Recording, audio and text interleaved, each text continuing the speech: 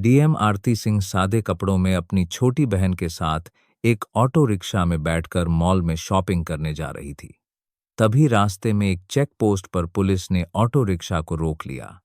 Inspector Ashok Singh ने auto चालक से कागजात की मांग की और कमी निकालते हुए रिश्वत की मांग शुरू कर दी। पुलिस इंस्पेक्टर ने कहा, तुम्हारे वाहन का इंश्योरेंस नहीं है, पोल्यूशन सर्टिफिकेट नहीं है, चालान तो कटेगा ही। ऑटो चालक हाथ जोड़कर बोला, साहब मुझसे गलती हो गई, कागज मेरे पास हैं, लेकिन घर पर छूट गए हैं, मैं कल दिखा दूंगा, कृपया माफ कर दीजिए। इंस्पेक्टर अशोक सिंह ने सख्ती से कहा, नहीं, चालान तो कटेगा, अगर चालान नहीं कटवाना चाहते तो शदो हजार दे। यह सुनकर डीएम आरती सिंह चुपचाप पूरी घटना देख रही थी। ऑटो रिक्शा वाला विनम्रता से कहता है, साहब अभी तो मैं घर से निकला हूं, दिन की शुरुआत ही हुई है, मेरे पास पैसे नहीं हैं, अभी तक मैंने एक भी रुपया नहीं कमाया है, मैं आपको कहां से पैसा दूं। पुलिसकर्मी तंज कसते हुए जवाब देता है, तुमने कल तो कमाया होगा, वह पैसा कहां गया, उन्हीं पैसों में से दे दो। ऑटो चालक ने निराश स्वर में कहा, साहब वह पैसे तो कल ही खर्च हो गए, मेरे पास सच में पैसे नहीं हैं, आप मुझे माफ कर दीजिए, आगे से ऐसी गलती कभी नहीं करूंगा, मैं हमेशा अपने कागज साथ रखूंगा। इस पूरी बातचीत के दौरान डीएम आरती सिंह, जो ऑटो के पीछे बैठी थी, चुपचाप सब कुछ देख और सुन रही थी। जब police inspector Ashok Singh auto rickshaw वाले पर रौब डालते हुए कहा, अबे गरीब भिखारी, तेरे पास ही 2,000 नहीं है, किसी भी तरह से मुझे थाई 2,000 दे, नहीं तो तेरा ऑटो और रिक्शा जब्त कर लिया जाएगा। रिक्शा वाला बोला, सर मैंने क्या किया है जो मेरा ऑटो और रिक्शा आप जब्त करेंगे? मैंने कोई बड़ा अपराध किया है जो आप मेरा ऑटो रिक्शा जब्त करेंगे? यह सुनते ही इंस्पेक्टर आग बबूला हो गया और उस ऑटो बार्थ करेंगे बढ़ा दे किया है ड्राइवर को एक थप्पड़ जड़ दिया और बोला, मुझसे जबान लड़ाता है, तेरी इतनी औकात है? यह देखकर डीएम आरती सिंह को गुस्सा आ गया। वह ऑटो से उतरकर उनके पास गई और उन्होंने पुलिस वाले से कहा, आपको इस ड्राइवर को थप्पड़ मारने का अधिकार किसने दिया? यह कोई तरीका है? यह भाई रोज मेहनत करके गाड़ी चलाता है, इसी कमाई से इसके घर का चूल्हा जलता है, अगर इससे कोई गलती हुई है तो आप इससे रिश्वत और थप्पड़ मारोगे और इसकी ऑटो को जब्त करोगे? यह कैसा कानून है? यह गरीब आदमी आपका पेट भरने नहीं आया, बल्कि अपने घर का पेट पालने निकला है। उस समय डीएम आरती सिंह नीला सलवार सूट और चप्पल पहने हुए थी और साधारण कपड़ों में थी। वे अपनी बहन ललिता के लिए कपड़े खरीदने के लिए मॉल जा रही थीं। पुलिस वालों को लगा कि यह कोई आम महिला है जो उनसे इस तरीके का सवाल जवाब कर रही है। आरती की बात सुनकर सब इंस्पेक्टर अशोक सिंह और भड़क गया। उसने तीखे स्वर में कहा, तू मुझे सिखाएगी कि मुझे क्या करना चाहिए? बीच में बोलने किसने कहा? ज्यादा बकवास मत कर वरना तुझे भी हवालात दिखा दूंगा। मैं पुलिस हूं, चाहूं तो अभी गिरफ्तार कर लूं, ज्यादा अकड़ मत दिखा। समझी अशोक सिंह को बिल्कुल अंदाजा नहीं था कि जिससे वह इस लहजे में बात कर रहा है वह दरअसल एक डीएम अधिकारी है। आरती ने शांत रहते हुए कहा, सर आप पुलिस वाले हैं तो क्या लोगों को लूटेंगे, गरीबों से जबरन रिश्वत लेंगे? यह जो आप कर रहे हैं यह न सिर्फ गलत है बल्कि कानून के खिलाफ भी है। आरती की बात सुनकर अशोक सिंह आपा खो बैठा। उसने गुस्से में आरती को थप्पड़ मार दिया और बोला, तू मुझे कानून सिखाएगी? तुझे उसी प्लेजे वक्त से देख रहा हूं, बहुत ज्यादा बड़बड़ा रही है। तुझे लगता है कि तुझे मुझसे ज्यादा कानून आता है। ज्यादा गुस्सा मत दिला, वरना तुझे और तेरी बहन ललिता दोनों को जेल में सड़ा दूंगा। चलो जल्दी ऑटो लेकर भागो यहां से। ऑटो चालक यह सब देखकर डर के मारे चुप था। वहीं आरती ने अपने गुस्से को काबू में रखा। वह जानबूझकर अपनी पहचान उजागर नहीं कर रही थी, क्योंकि वह देखना चाहती थी कि सब इंस्पेक्टर अशोक सिंह कितनी हद तक गिर सकता है। फिर वह ऑटो रिक्शा पर बैठे। कुछ देर बाद ऑटो ने उन्हें कपड़ों के मॉल पर उतार दिया। आरती ने अपनी बहन ललिता को अंदर ले जाकर उसके लिए सुंदर सुंदर कपड़े खरीदे। बाहर से भले ही आरती शांत दिखाई दे रही थी, लेकिन मन ही मन उसने ठान लिया था कि इस सब इंस्पेक्टर अशोक सिंह को सबक सिखाना ही होगा। कानून का मजाक उड़ाने वाले ऐसे अफसर थाने में रहने के लायक नहीं हैं। मॉल से लौटने के बाद आरती ने सोच लिया कि क्यों ना थाने जाकर यह पता लगाया जाए कि वहां का माहौल कैसा है। आखिर अशोक सिंह वहीं काम करता है, और अगर पूरा थाना ही भ्रष्टाचार में डूबा हुआ है तो सिस्टम को अंदर से साफ करना जरूरी है। अगले दिन सुबह आरती ने अपनी असली पहचान छिपाते हुए एक आम लड़की का रूप धारण किया। उसने हरे रंग का सलवार सूट पहना और सीधे थाने पहुंच गई। थाने में प्रवेश करते ही उसकी नजर सामने की कुर्सी पर बैठे इंस्पेक्टर राजेंद्र मिश्रा पर पड़ी। वह आराम से पंखा झलते हुए मोबाइल पर बात कर रहा था। आरती सीधे उसके पास गई और बोली, सर मुझे एक रिपोर्ट लिखवानी है। आरती कुछ और कहती इससे पहले ही राजेंद्र मिश्रा ने उसे बीच में टोक दिया। किसकी रिपोर्ट लिखवानी है तुझे पता नहीं? यहां रिपोर्ट लिखवाने की फीस 5 शून्य लगती है। पैसे लाई है क्या? अगर पैसे हैं तो बोल, वरना फौरन दफा हो जा। यह सुनकर आरती की आंखें गुस्से से लाल हो गईं। वह हैरान थी कि इस थाने में खुलेआम भ्रष्टाचार हो रहा है, और जिले की डीएम अधिकारी होने के बावजूद उसे अब तक इसकी भनक तक नहीं लगी। आरती ने गहरी सांस ली और सख्त स्वर में कहा, सर आप हमसे रिश्वत क्यों मांग रहे हैं? रिपोर्ट लिखवाने के लिए कोई शुल्क नहीं लगता। यह जो आप कर रहे हैं न सिर्फ गलत है, बल्कि कानून के खिलाफ भी है। यह सुनकर राजेंद्र मिश्रा भड़क उठा और बोला, क्या कहा तूने? मैं गलत कर रहा हूं? तुझे मुझसे ज्यादा कानून आता है क्या? ज्यादा बकवास मत कर, वरना अभी तुझे अंदर करवा दूंगा। आरती समझ चुकी थी कि यह इंस्पेक्टर भी उसी रास्ते पर है जिस रास्ते पर अशोक सिंह था। उन्होंने शांत रहते हुए पूछा, आपके थाने का सब इंस्पेक्टर अशोक सिंह कहाँ है? राजेंद्र मिश्रा झल्लाकर बोला, क्यों, तुझे उससे क्या काम है? मुझसे सवाल मत कर, खुद जाकर बात कर ले। आरती ने फिर कहा, सर आप रिपोर्ट लिखिए, वरना मैं आपके खिलाफ एक्शन लूंगी। आप मुझे नहीं जानते कि मैं कौन हूं। यह सुनकर राजेंद्र जोर से हंसा और बोला, तू मुझे धमका रही है? तुझे देखकर तो लगता है या तो तू भिखारी है, या कूड़ा कचरा उठाने वाली, या फिर किसी घर में झाड़ू पोछा करने वाली होगी। यहां रिपोर्ट नहीं लिखी जाएगी। अब निकल जा, वरना धक्के मारकर बाहर फेंकवा दूंगा। आरती ने खुद को कंट्रोल किया। वह समझ गई थी कि यह सब के सब उसी पानी से नहाए हुए हैं जिस पानी से इंस्पेक्टर अशोक नहाया है, और उन्होंने मन ही मन ठान लिया कि इन्हें मजा चखाना ही पड़ेगा। लेकिन पहले मुझे इनकी पूरी करतूतों को देखना चाहिए। फिर वह थाने से बाहर निकलकर थोड़ी देर सोचा, फिर अपना मोबाइल निकाला और अपने अधिकारी आईपीएस और आईएएस को फोन कर दिया कि इस थाने में मैं मौजूद हूं, आप लोग मेरी गाड़ी लेकर आओ। इतना कहकर वह दोबारा थाने में प्रवेश किया। जैसे ही राजेंद्र ने उसे देखा, वह गरजते हुए बोला, यह लड़की फिर से आ गई। तुझे समझ में नहीं आता, चल तुझे सबक सिखाता हूं। अब तो लगता है तुझे जेल में डालना ही पड़ेगा, राजेंद्र मिश्रा ने गुस्से से कहा। आरती ने बिना घबराए धीमी मगर स्पष्ट आवाज में जवाब दिया, सर मुझे सिर्फ रिपोर्ट लिखवानी है। आप रिपोर्ट दर्ज कीजिए। अगर आप ही जनता के साथ ऐसा बर्ताव करेंगे तो हम न्याय की उम्मीद किससे करेंगे? मगर मिश्रा फिर वही रट दोहराने लगा, मैंने कहा ना रिपोर्ट लिखवानी है तो हो 5 शून्य निकालो। बिना पैसे यहां कुछ नहीं होगा। बार बार परेशान मत कर, वरना धक्के मारकर बाहर फेंक दूंगा।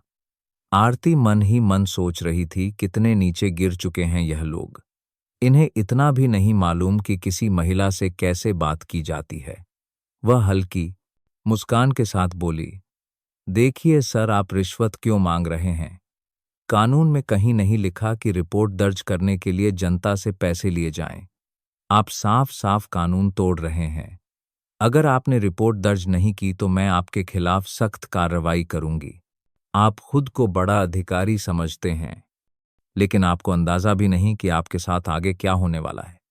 यह सुनकर मिश्रा बुरी तरह तिलमिला गया। उसने 2 सिपाहियों को इशारा करते हुए आदेश दिया, इस लड़की को बाहर निकालो और सबक सिखाओ। ये ऐसे नहीं जाएगी। दोनों सिपाही आरती की ओर बढ़े ही थे, हाथ पकड़ने को कि तभी थाने के दरवाजे से कड़क आवाज गूंजी, रुको। सबकी नजरें दरवाजे की तरफ घूम गईं और वहां खड़े लोगों को देखकर सभी दंग रह गए।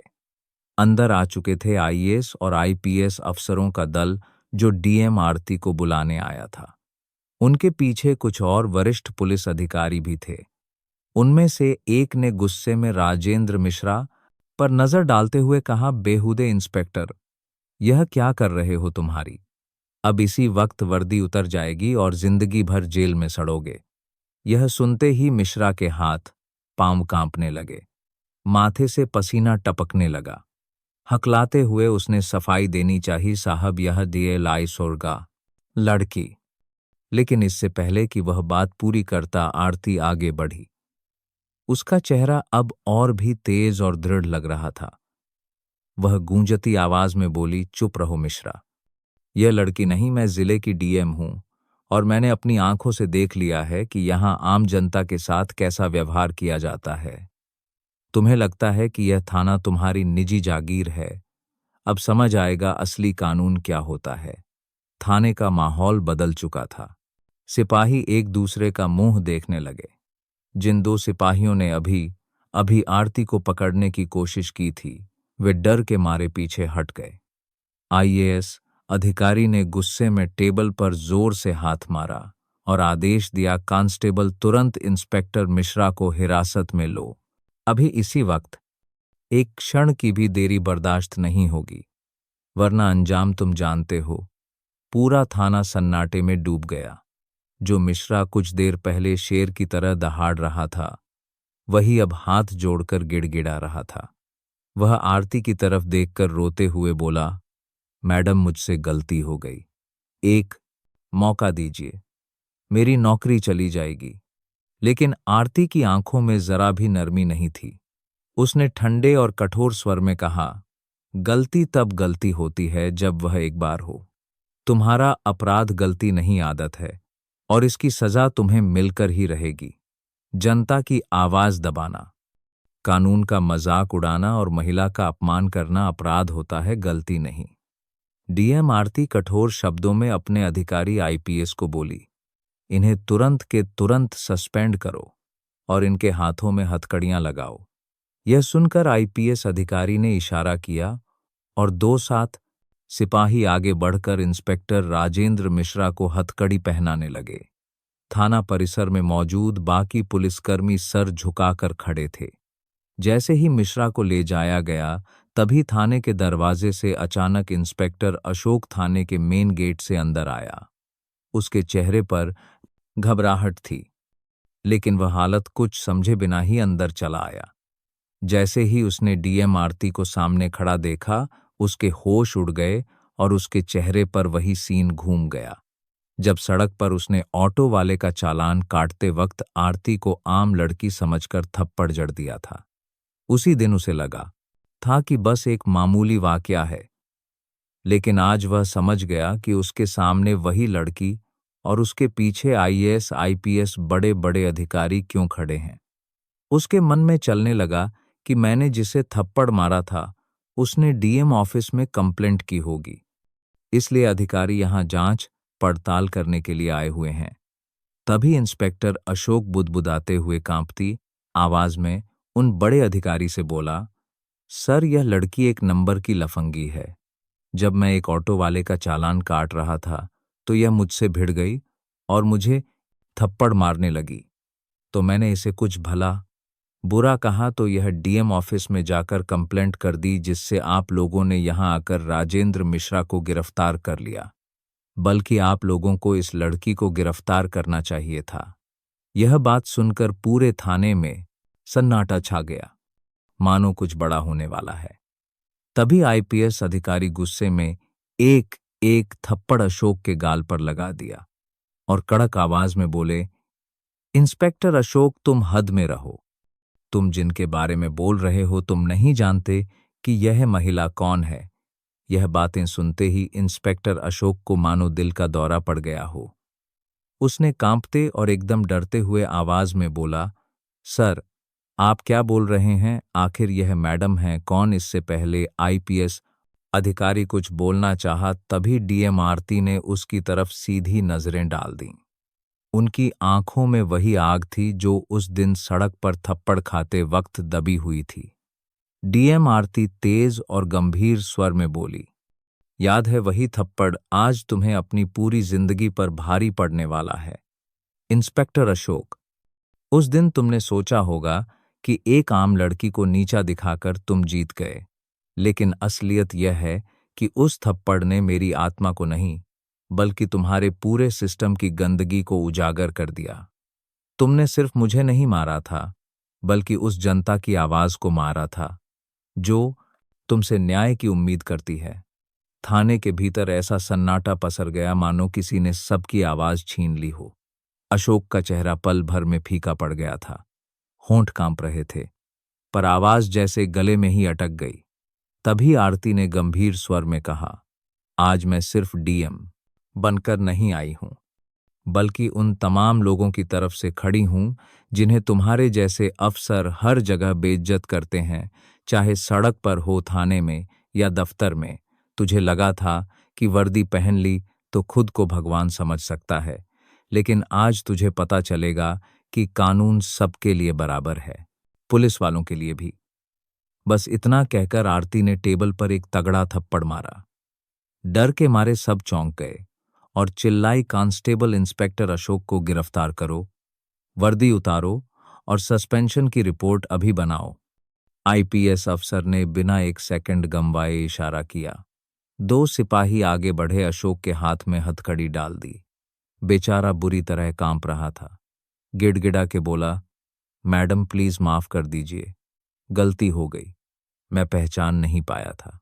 लेकिन आरती ने उसकी बात बीच में काट दी, कानून किसी की पहचान नहीं पूछता इंस्पेक्टर, सबके लिए बराबर है। तेरी माफी से जनता का दर्द कम नहीं होगा, अब अदालत तय करेगी।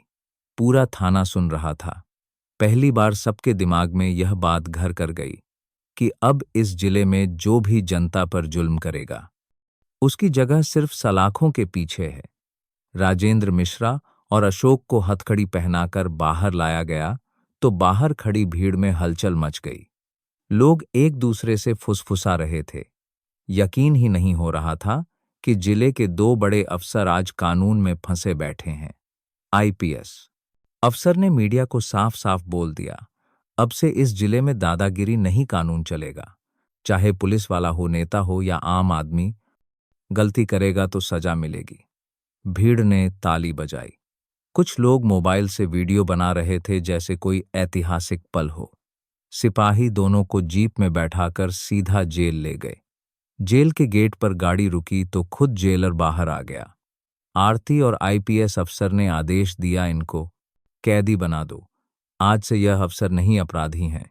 फिर दोनों की वर्दी उतरवा दी गई, सफेद कैदी वाली ड्रेस पहना दी। चेहरों पर शर्म, गुस्सा, पछतावा सब एक साथ दिख रहा था। लोहे की सलाखों के पीछे धकेला गया तो राजेंद्र मिश्रा रोने लगे। अशोक बड़बड़ाया, अगर उस दिन थप्पड़ ना मारा होता तो शायद आज यह दिन नहीं देखना पड़ता। आपको यह कहानी कैसी लगी दोस्तों, हमें कमेंट करके जरूर बताइए। और हाँ, यह भी बताइएगा कि आप हमें दुनिया के किस कोने से देख या सुन रहे हैं। हमारी यही प्रार्थना है कि आप सब जहां भी रहें हमेशा सलामत और खुश रहें। अगर आपके जीवन में भी कोई ऐसी ही दिलचस्प कहानी है जिसे आप सबके साथ बांटना चाहते हैं तो हमें कमेंट सेक्शन में जरूर लिखें। हमें आपकी कहानियां पढ़कर बहुत खुशी होगी।